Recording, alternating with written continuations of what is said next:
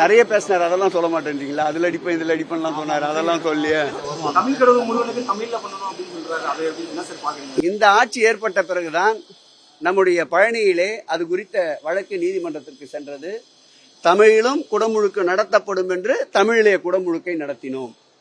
என் அப்பன் மருதமலை முருகனுக்கும் இதேபோல் குடமுழுக்கிலே தமிழிலே நடத்த வேண்டும் என்று நீதிமன்றத்திற்கு சென்றார்கள். அங்கேயும் தமிழிலே குடமுழுக்கு நடத்தப்படும் என்ற உத்தரவாதத்தை அளித்தோம்.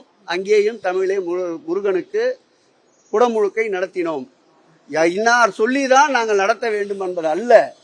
ஏற்கனவே நம்முடைய பிச்சை குருக்கள், ராஜா பட்டர், நம்முடைய செல்வம் போன்ற குருக்கள் அனைவரும் ஒன்று சேர்ந்து, அந்த திருக்கோயிலுடைய போத்திகள் அர்ச்சகர்கள் அனைவரும் ஒன்று சேர்ந்து, அந்த திருக்கோயிலுடைய அறங்காவலர் குழு தலைவர் அருள்முருகன் அவர்களும், எங்கள் துறையினுடைய செயலாளர் அன்பிற்கினிய மணிவாசம் அவர்களும், துறையினுடைய ஆணையாளர்களும் ஒருங்கிணைந்து தமிழிலும் குடமுழுக்கு நடத்த வேண்டும் என்று முடிவெடுத்திருக்கின்றோம். நடைபெறப் போகின்ற ஒன்றை நாங்கள் ஆர்ப்பாட்டம் முற்றுகை என்ற பிறகுதான் இது நடந்ததாக கூறுவதற்காக தானாக கணிகின்ற கனியையும் எங்களுடைய மந்திர சொற்களால் தான் கனிந்தது என்று சொல்வதை போல இருக்கின்றது.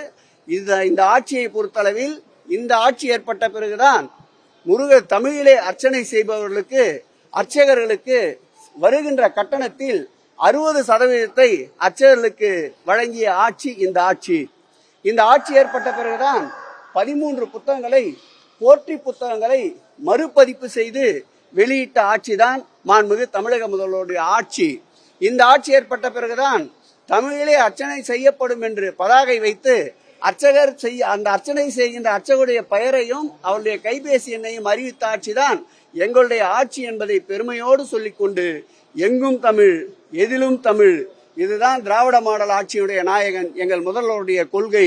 ஆகவே திருச்செந்தூரில் அருள்மிகு முருகப்பெருமானுடைய குடமுழுக்கு தமிழிலும் நடத்தப்படும். செய்திகளை உடனுக்குடனும் துல்லியமாகவும் தெரிந்து கொள்ள சப்ஸ்கிரைப் பண்ணுங்க.